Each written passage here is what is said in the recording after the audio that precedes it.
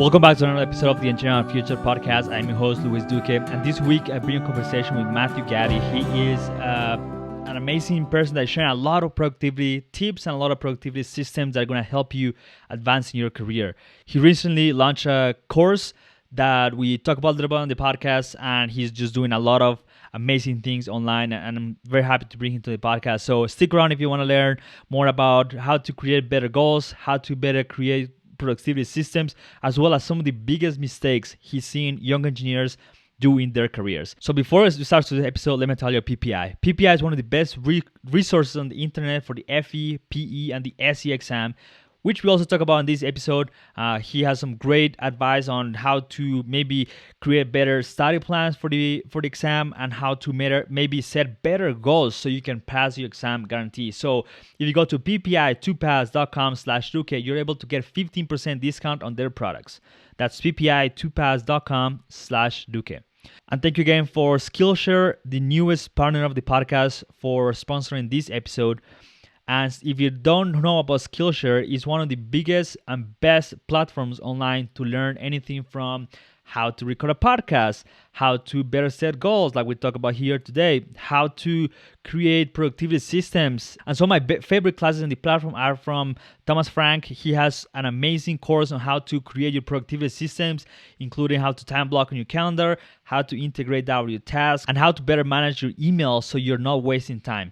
Another great class on video editing is from Ali Abdal. He has an amazing class on how to edit videos, which has helped me a lot on this show. So if you want to check out Skillshare, go to the link in the description below and you'll find all the information you need to get 30% off Skillshare Premium.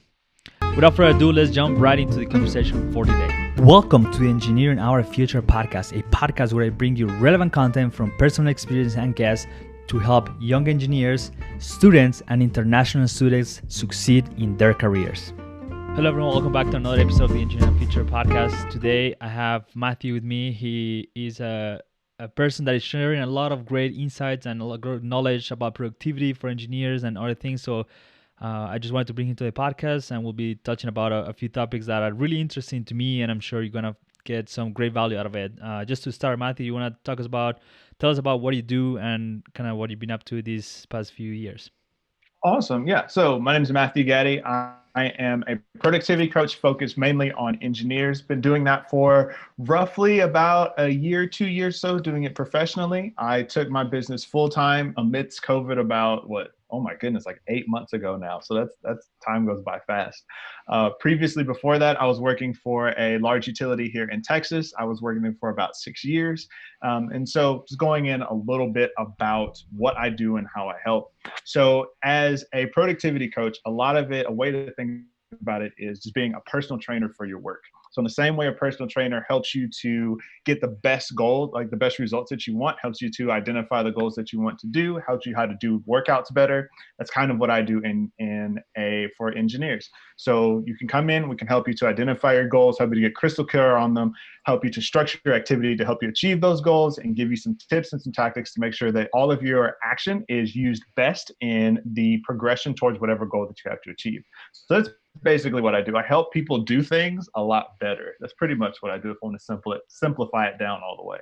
Yeah, that's awesome. I know you've shared a lot of great content on LinkedIn. That's how I found you. And just to start, do you mind give us a definition for productivity? How do you see it, and maybe ways that we can implement? I know we'll be talking about more about this kind of later on in the episode, but just give us a little overview about how do you see productivity, and maybe just define that for us.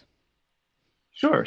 So the way that I define productivity is the measurement, the effective, then efficient, a measurement of the effective and then efficient progress towards a destination.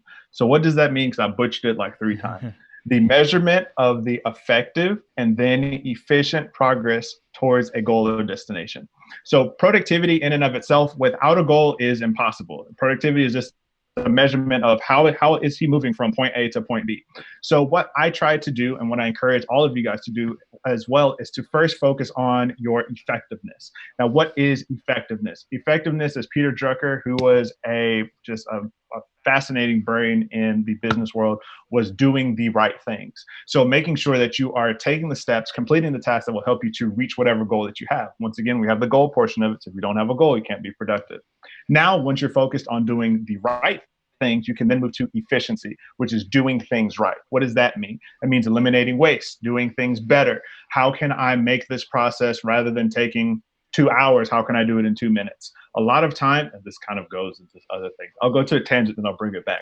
A lot of times as engineers, oftentimes we can get stuck on efficiency so much, and we can be like, hey, well, I can do this in 2 seconds when it used to take me 2 minutes, or I can do this in 1 week when it used to take me in a month. But at the end of the day, we have to sit down and ask ourselves, is that going to help us get to where we want to go? Because it's great that you simplified that process and you eliminated all that waste. But if you're going fast in the wrong direction, you're getting away from your goal faster. So that's why I say you want to pursue your effective action first, making sure that you're going in the right direction, and then pursue efficiency, which is just speeding up your movement and your travel in the direction of your goals.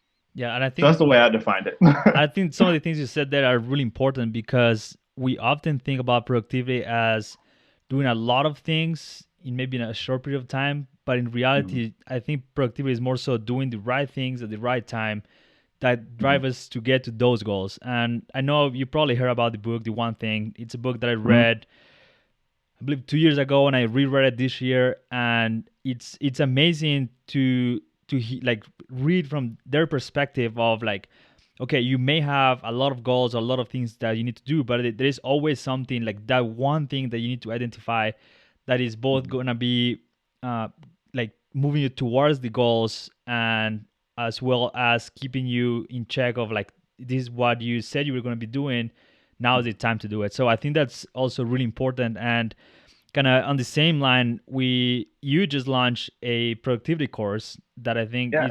it's amazing, and I was very fortunate to be one of the beta testers, which was great to kind of learn some of the things you have in that course. And I think another book that you mentioned there is Essentialism, which again is another fantastic book about Yeah. again doing the right things at the right time, and not really trying to do a million things, because that's not really getting you anywhere. That's just keeping Exactly. you busy and not productive. So maybe give us a little rundown about the course, because I think there was a lot of great information there. I know, even though I wouldn't say like I'm super productive, but I like to learn how to better optimize my processes and how to better about my day and create systems that are going to help me get to those goals. But there was a lot of great information there that I'm actually implementing right now that has helped me in my day to day. So yeah, if you can give us just a little rundown of your course, and maybe some of the things you talk about in the course.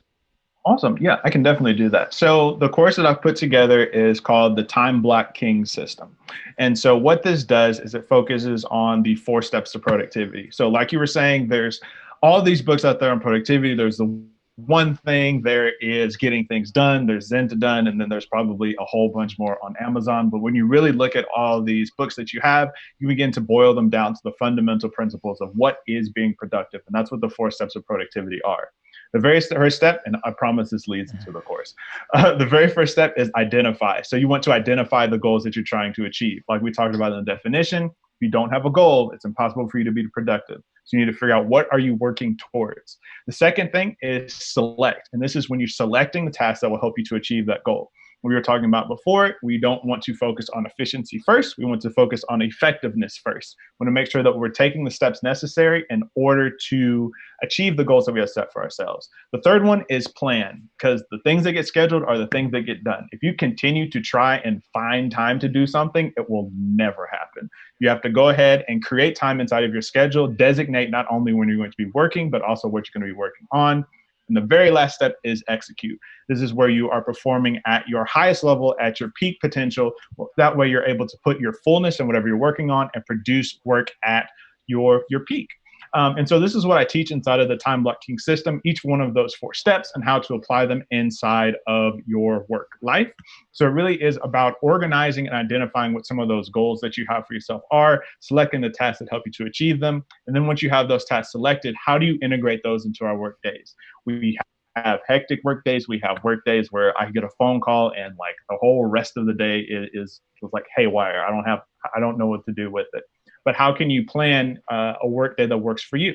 How are you being intentional with your work day? How are you progressing forward on purpose? How are you progressing forward each and every day to what you want to achieve? And then the very last step, how can you execute during these planned work times that you have at your best ability? How are you defeating distractions? How are you making sure that you're not getting sidetracked by multitasking? How can you make sure that you are really doing what you're saying you're doing? These are the types of things we talk about in the execute phase. So all that is listed inside of the time blocking system. It's not just about the theory. There is the theory behind it, because I want to make sure that you guys understand what's going on, so that it's not just a bunch of to-dos and you're just like, I'm just doing stuff. I don't know what's happening. I'm just doing things. So there is the explanation portion of it, and then there's the application portion of it as well. There is a chapter you were talking about before, a chapter on essentialism, really looking at where do I want my life to be and focusing intently on those goals. And when I say life, it can be applied to your life outside of work, but this is primarily for life inside of work. So that is the time blocking system. If you guys are interested in that, you can access it through my website, MathewGaddy.com. Also have a freebie for your listeners as well. Also on MathewGaddy.com, there is a free course called Scheduling Your Productivity. It kind of takes the high points from the time blocking system course and posts it into what does this look like inside of a day? How can I make a productive day? How can I make a day that serves me best? So it really takes something where you say, all right, I can create a productive lifestyle, but those productive lifestyles are created of productive days. And that's what the free course is for, helping you create those productive days. And you guys can check that out on the website. Once again, MathewGaddy.com. Shameless plug, but I'm still going to do it. Yeah, I'll definitely link it in the description and on the website. And yeah, that it was great just to see from like different perspectives how you see like productivity and how you're teaching how to be better productive. I know there are hundreds and maybe thousands of books out there, but that is always interesting to me to see how like different people have different perspectives on like this one topic, and there is never like a right or wrong answer. There is always a way to maybe take a few knowledge from like your course and maybe a few things from this other book and work something around that is going to bring value to you and be useful for the way you think and the way you operate. The one of the concepts that I really liked from your course was the biological prime time. Oh, yeah. If I'm not Yeah. saying it incorrectly, how did you find that? Where do you find that, or how did you come out with that idea of like the best time to get maybe some of the hardest tasks done? Awesome. So biological prime time was a concept that I learned from Chris Bailey in his book, The Productivity Project. Not entirely sure if he learned it from someone else, but the concept is there's ebb and flows in your energy throughout the day. This is why we have morning people. This is why we have afternoon people. This is why we have night owls. So why not tailor your high energy periods around the completion and the working towards the completion of your most important tasks? I'm a morning person, so I know if I have anything that needs to be super difficult done in the day, it's easier for me to wake up and do it at ridiculously early, like 4 a.m. It's ridiculous. It's crazy.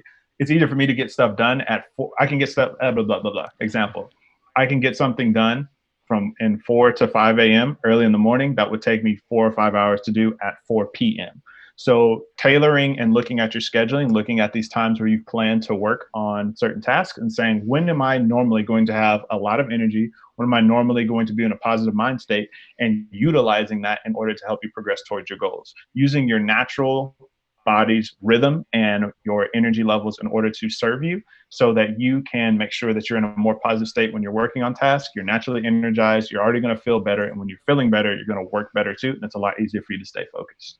Yeah, and when I did the exercise, I think you have it just for a week and kind of average your results, I realized that the times that I were doing some of these heavy processing tasks, like really like where I had to think a lot about it, weren't necessarily times where I was the most productive or the most awake, and I kind of been kind of adjusting that way. I like to wake up early in the morning too, like 5:30 in the morning, just to have some quiet time and just kind of relax a little bit, and then I try to go to bed at 10 p.m. That usually doesn't happen, but it's a long day from 5:30 in the morning to like 10:30 at night. So there's definitely some ups and downs, and I try to compensate with maybe too much caffeine sometimes. But yeah, it has helped me just to realize there are times where I'm going to be more productive if I focus on doing maybe some of those heavy duty tasks during that time. So I think that was a really interesting concept that I haven't really heard before or read before, and Mhm. I just took a lot of value from it. And yeah, I think some people that maybe have not heard of it are gonna take some value out of it. So, kind of moving from not more like moving away a little bit from my productivity is something I struggle a lot, and I know a lot of people struggle with. Is how to set goals as engineers, especially when Mhm. you were young and you are a lot of times not the person kind of giving direction, or you're not the project manager or necessarily need to set goals. How do we better understand the concept of goal setting and maybe set goals within our company or maybe within our career that is going to help us maybe down the road to become better at setting goals when we actually have like a project management role or something that we need to be more careful about those goals? Awesome. So the way that I look at goal setting in the professional space, there's going to be self-initiated goals. Those are the goals that you have for yourself. And then there's the goals that are like management goals. It's the goal that your manager says, hey, I don't know what you're doing, but you need to do this by the end of the year.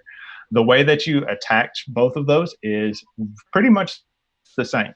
So what you want to do is think about the end goal and then begin to plan backwards. So for a personal goal, it might say, hey, what do I want my career to look like in 10 years? What do I want my career to look like in retirement? And then saying, okay, what are some of the accomplishments that I've achieved in this 10-year period or at retirement?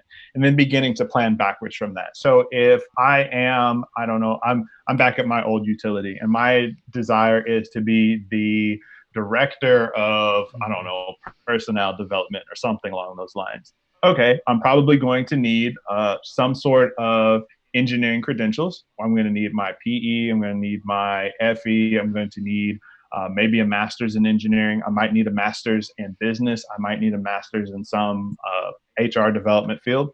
So begin to plan backwards and say, okay, if these are the tasks that I need to do in order to get to this position, I don't have to do them all at one time. I can begin to space those out. A lot of times we get to, we set our goal. And then because we've never looked at what it takes to get to the goal, we're like, all right, I have 6 months to do 7.5 years worth of stuff. And so we can get a little bit overwhelmed. And then we say, oh, it wasn't a goal for me. We push it out again.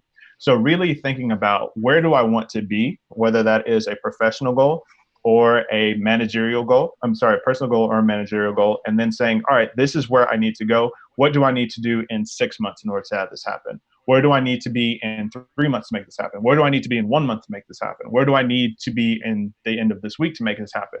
And then it goes all the way down to what are some simple things I can do today in order to help me progress towards this particular goal. So if your goal is to get your PE license and you don't have your FE, so the first thing you probably need to do is get on Amazon and spend 60 bucks and get $60 and get that FE study guide, figure out where they're taking it in your area, go ahead and register for it, go ahead and pay for it in advance, because if you pay for it, you will show up and you'll study for it. So doing all those things, and it's not something where you're going to see a massive leap and bound on that very first day, but that gets the ball rolling.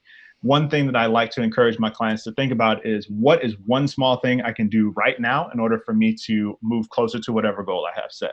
So for some people, it might be, hey, I need to open up my laptop and I need to read this particular technical manual. For other people, it might be registering for that FE or registering for that PE exam. For other people, it's looking at colleges and saying, which school do I want to get my master's in engineering from? Where do I want to get my MBA? It might be talking to people who are currently in that position. If you know the person, depending on the structure of your company, a lot of times the person that's in the position, if you ask them, hey, one of my goals in 20 years is to be you. Do you mind if I sit down and ask you these couple questions? You can send them a list of the questions and say, this is what I wanted to ask. I just wanted to kind of, don't say this. Don't say, I want to pick your brain. Send them the questions and say, I would love to talk to you about this. Give it a little bit more direction. Are you free sometime this week so we can talk? And that's a great way to get even further than if you tried to do everything yourself, because that person will say, hey, I got all these things. I only really needed this one. Or I needed to get this thing and I didn't know I needed it. So taking that one small step, making yourself uncomfortable as you progress towards your goals, and then not looking at things and where you want to be at the end of the year, break that all the way down to figure out, what do I need to do today? What do I need to do tomorrow? What do I need to do by the end of this week in order for me to progress towards the goal? The result that you want won't happen overnight, but you have to work at it each and every day. So that's what I encourage people. It's not going to be something where you wake up one day and it's like, oh, it's Tuesday now. I did this after 1.5 days. No, but you can make sure that you're progressing forward each and every day. And over time, that will ultimately culminate in you achieving whatever goal that you have. I think that's super important what you just said too, that especially at smaller companies, maybe a little harder than larger companies, the company should be very clear about maybe your path to advance in your career. Mhm. And I think that may be a red flag if your company doesn't do something like that, because they should always be looking to help you advance in your career and maybe show you kind of career path and help you with that career path. I recently interviewed another engineer, and one of the things we talked about is it is important for us to realize that no, it doesn't matter if you want to stay in the technical side of engineering, or if you want to go into a project management position, or if you want to start your own company. It's always important to know what you want before you start doing anything. And in a company where you don't know where you're going, there is no end there. Like, it's impossible to be motivated. It's possible to stay proactive and ask those questions to get to a project manager position or maybe a technical lead or something. So it's really important to ask those questions early on. And as you said, just go talk to your manager. Eventually, they're going to retire or maybe be promoted, and that position may be your position in a few years. And I don't think it hurts to say that aloud and tell them that you're wanting to learn and maybe improving your career. Exactly. So with that being said, we talk about how to set goals and how they tie to maybe our daily actions. How do we better plan those goals and maybe be a little more productive in terms of, okay, my goal in 5 years is to maybe own my own company. How do we translate that goal in 5 years to maybe daily actions, and how do we know when we need to be doing certain things that are going to get us to those goals? Awesome. So the way that I would encourage someone, so I was looking at it as an example, if someone came to me and said, hey, I want to own a company in 5 years, I would say, that's great. That's awesome. Where do you want to be at the end of this year? So looking at that, breaking that back down, kind of like we talked about before, at 5 years, you want to have your own company. Does this mean that you just have an LLC? Do you want to have a building? Do you want to be making a certain amount of money? So getting really clear on whatever that goal is at the end of that 5 years, and then beginning to break that back down again.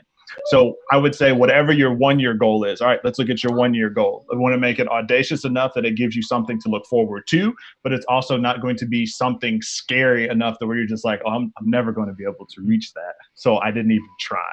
So something along those lines might be, hey, I want to make sure that I have X amount of projects that have gone through completion at my desk in my current position, something along those lines. Just so you have the project management experience, you have the relationships that you built with certain companies, with certain people. So you can look at that and say, let's say I want to have 5 projects completely completed. Okay, that's great. So you want to have 5 projects completed by the end of the year. How many projects do you have now? I have none. Okay, so you need to get a project. You need to integrate yourself in some way, even if you're not at a point where you can be project lead, tacking onto someone else's. Go talk to the lead manager and say, hey, this is what I want to do, making yourself vulnerable, but also expressing that sentiment and being careful about it, because sometimes people can be iffy about it. Looking at those things, integrating yourself into those processes and saying, okay, if my goal is to complete 5, the very first thing is to get involved in 1.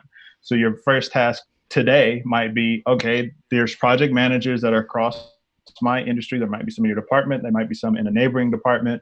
Letting those people know, hey, I want to be integrated in your project somehow. How can I offer value to you? What do you need someone to do? You just want to integrate yourself into that process.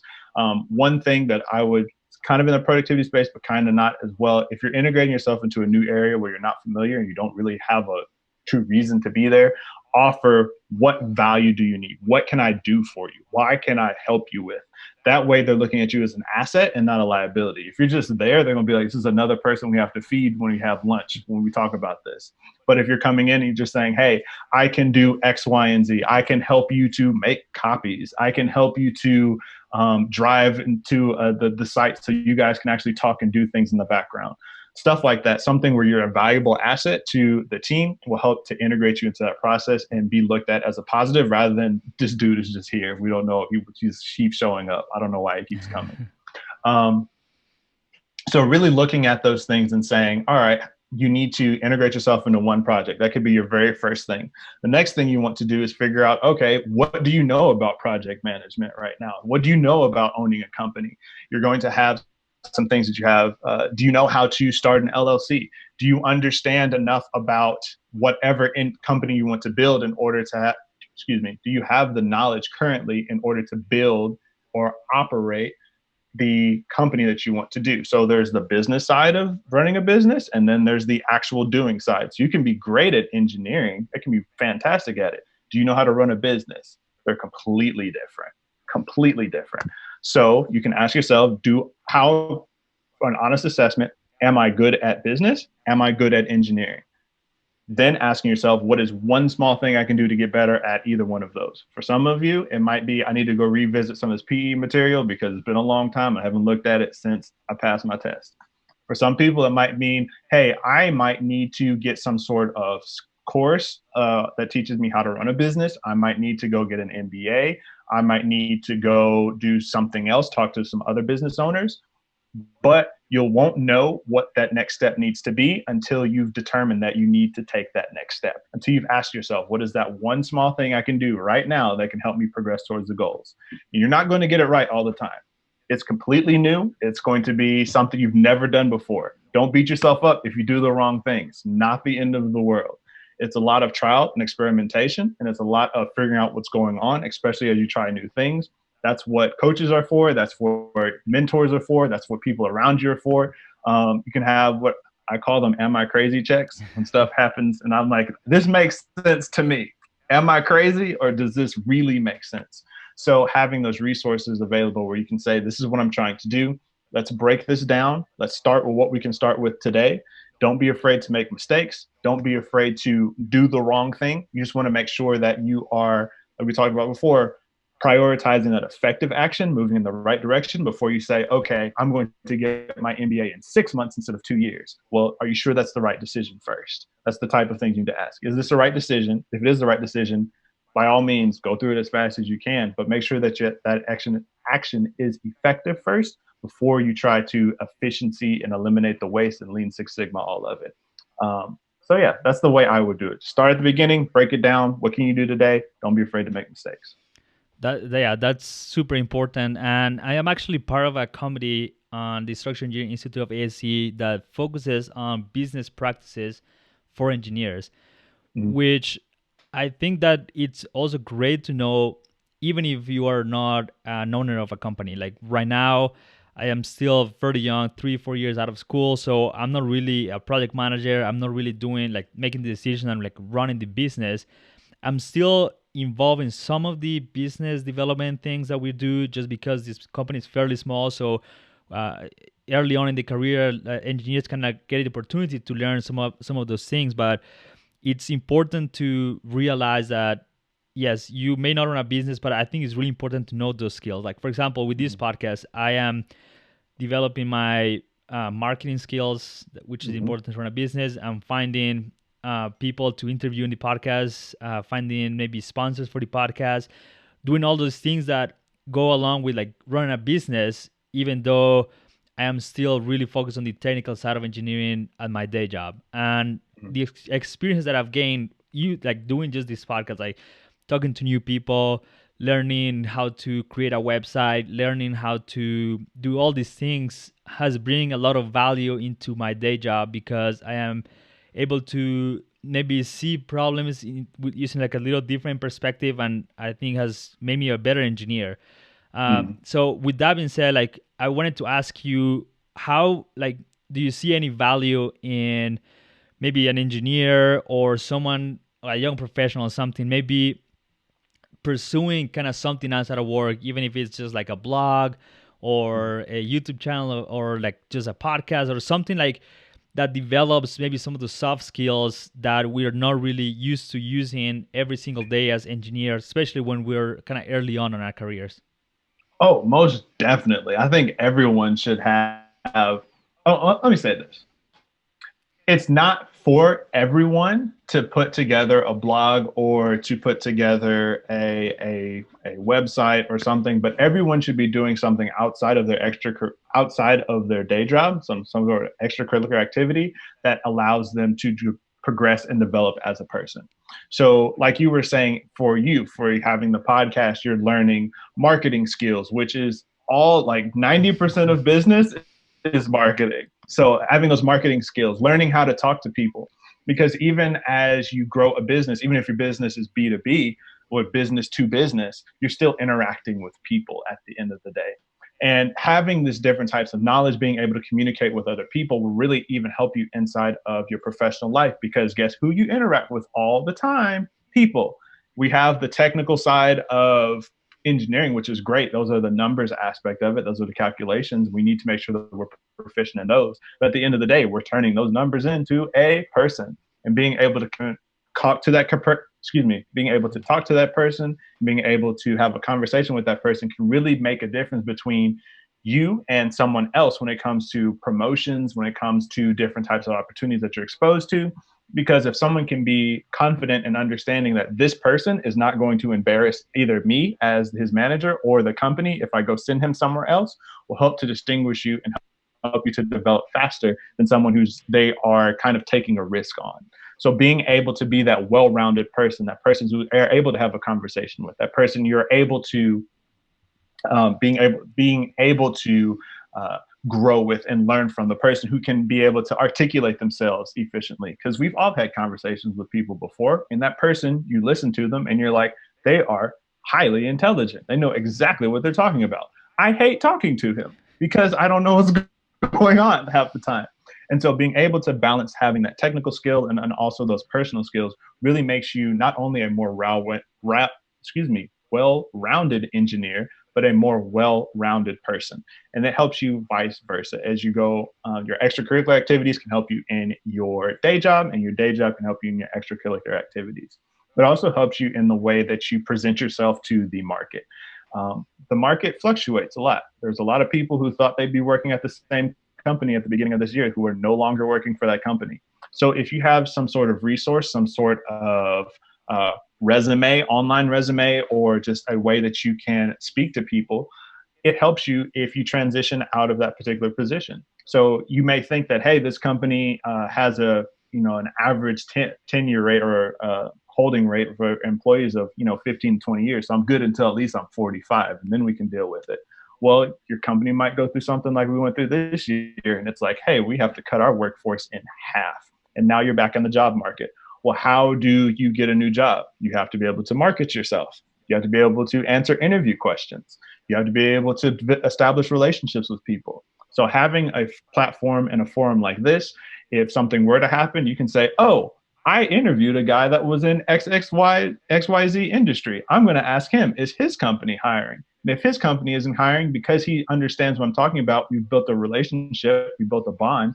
He might not have something, but guess what? He might know someone. And so now you've opened up these second and third level connections, and you've expanded your network so that now you're not just interacting with the people that are at your job. You're interacting with the people that are at your job, the people they know, the people outside of your job, and the people they know, which is an even larger number. And if you have a platform like this, you can come on here and say, hey, this is what's happening. This is what's going on. Please help me out. And guess what? Your product, your resume, online resume you put together also has a reach as well. So now you're not just reaching the people you can physically touch.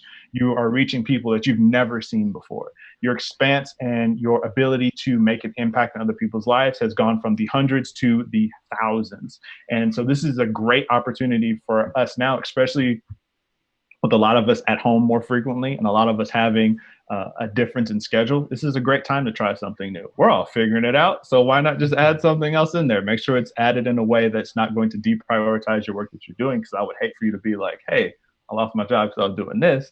But if you can integrate it in a way that where it supplements your life rather than replacing certain things in your life, I really do feel like this is a great opportunity for people to expand their reach, create a bigger impact in the world. And if you choose to, you can even monetize that in certain aspects. And if you don't want to monetize it that way, you can use that to expand your reach and expand the way that you want to help others in a way that is scalable and in a way that will make the most impact to the most people in a very efficient and effective way.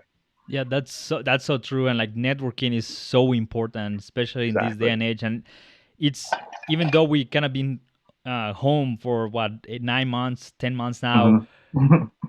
we have all the technology available to still create new connections, to still create new like grow our network and everything. And just like see this podcast, there's a lot of people that I met through this podcast while we're staying home, and it's been great to kind of meet new people, learn from all the guests that I've been having at the podcast. And the other thing you said is like networking is gonna like, I don't think this job that I have right now, unfortunately, the other company closed for different reasons, and I already had interview for this company. So I immediately reached out to the owner and say, okay, this is the situation. Fortunately, I already had done like a few interviews, and he actually knew the owner of my previous company. So within a matter of like 48 hours, I did an interview and I had a job offer right away within 48 hours, just Awesome. because of my network and knowing uh, people that, like in this case, knowing the owner of the company and knowing the people that could get me a job right away.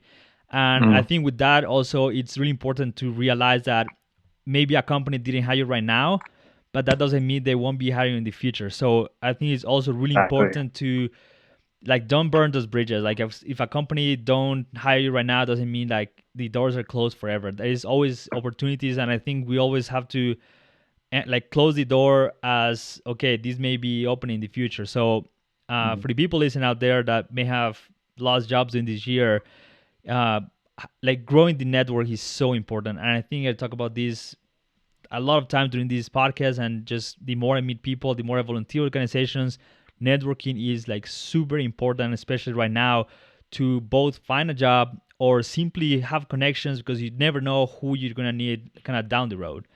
Um, Exactly. so another question I have for you is, what like mistakes do you see maybe younger engineers, younger professionals on their productivity systems, kind of when they're starting on and trying to learn how to be more productive, more efficient, and maybe some of the mistakes they may do when they're kind of starting to learn about like this topic and their own systems? Sure. So the biggest mistake that I see young engineers make, there's two. So the first one we kind of alluded to is not knowing where they want to go in their career. They're just kind of there.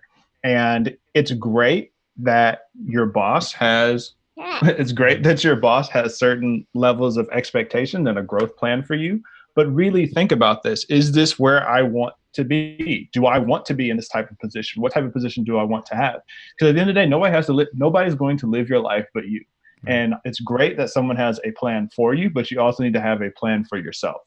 So my very first thing is know where you want to be, not just 2 years from now where you want to be next year. You want to get that first promotion. Think about, where do I want to be 10 years from now? Is this the type of company I want to be in? Is this the type of industry I want to be in? Begin to ask yourself those really difficult questions, because the answer does not arise until the question is asked. So Mhm. literally sit down and just write all your questions out and then start thinking about them. Do I want to be here? Do I want to be here? Do I want to be here? Do I want to do this? And if the time is right and it's appropriate and you have that relationship built, bring that up to your manager. Say, hey, I know that you guys want me to be an engineer 3 in this particular department. Not crazy about it. I do want to transition. I'm going to come in here and I'm going to work my hardest, but I do want to get to R&D, or I do want to get to something else. And the reason why you say that is kind of like we were talking about in the networking space, depending on who your boss is. So please take this with a grain of salt. It may be a place where that boss knows the manager in R&D. R&D says, hey, we're looking for people. Your boss can say, yo, I have someone underneath me who would love to at least get an interview. So that's a great way that you can network those situations. So um, first is identifying what your goals are and where you want to be inside of your career. The second thing is the planning aspect of it. You have to create time. You have to create schedules in order for you to work on whatever you need to work on. When excuse me, when engineers first start, they just say, I sit down and work and I work and I work and then I work. And it's like, okay, well, that's great. But at any point, did you work on this particular task? Are you setting aside time to say, this is a designated time for me to go in depth and do deep work on this particular point of interest? Or are you kind of just 60%ing the most of your day? So, what is very interesting, and what I would encourage your listeners to do, is it is better for you to go 100% for an hour and then take 30 minutes off than for you to 60% that entire time. Because when you are the level of attention that you have and the level of focus that you maintain when you're working on a project is directly proportional to the level of your potential you're able to express in it when you're working on it. So if you are intensely focused, that doesn't mean you're going to be Steve Jobs or Elon Musk when you're working on this particular task. But guess what? Whatever Mathew Gaddy's limit is, I'm going to be very close to the best that Mathew Gaddy can produce. If during that hour, 45 minutes, 30 minutes, I'm working solely on this, I'm intensely focused, and I'm not worried about anything else. And that only happens when you have times designated inside of your calendar, because there will always be something else to do. We often fall in the trap of, well, I'll do this X, Y, and Z. Once I get through this, then I'll have time to dedicate all the way to this. And there's always something. You're always going to get emails. You're always going to have phone calls you can return. There's always something you can do around the office. There's always someone you can talk to. So what you do to combat that is to say, at the beginning of your day, from 3 to 4, I am going to do this thing. You've already designated that time. You've already carved that portion of your day out inside of your calendar so that when 3 o'clock arrives, you don't have to worry about doing everything else. You will stay focused on that particular task. You know that I have time designated outside of this time. So after 4 for me to work on whatever I need to work on. So it's not like you're neglecting things. It's just creating a schedule that works best for you. And when you're able to do that, you are living a work life on purpose. You're saying, these are my most important tasks. These are the things that are important for me to do well. And to show myself and to show others that this is so important for me to do well, these have sacred times inside of my day. These are times where this is my focus. This is what I'm working on. This is what I'm intensely focused on.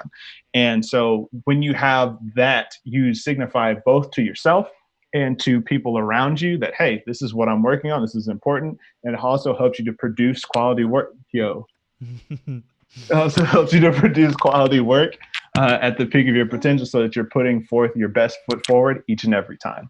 Yeah, and I think it's very important to like what you just said is we all have 24 hours a day. It's how we use it and how we plan our day that's the most important part. For me, like finding time to make this podcast is important. Find time to volunteer is important.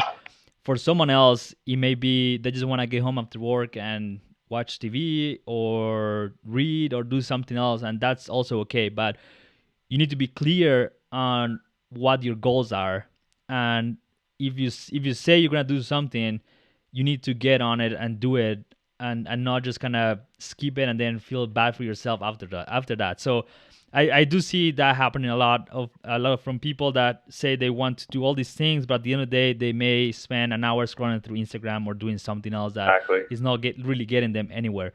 Another really important concept that you said is like finding times, like focus time, and you also talk about this on your course, which was really important, is finding blocks of time where you are just doing one thing and one thing only, and zero distractions, zero outside things going on, just one thing and focus on that. And it's really important because there's not such a thing as multitasking. Our brains are really not designed to multitask. I've read, I can't remember which book talks about this, but they mention how our brain can only focus on one thing, and if you're multitasking, you're really just switching between two things really fast, and it takes a toll on our productivity because it takes our brain, I think it was an average of like 20 minutes to come back to that one task that we were talking about before after a distraction. So focus on one thing, it's really important, and I think that's a big mistake. It happens to me every now and then. We're not perfect, and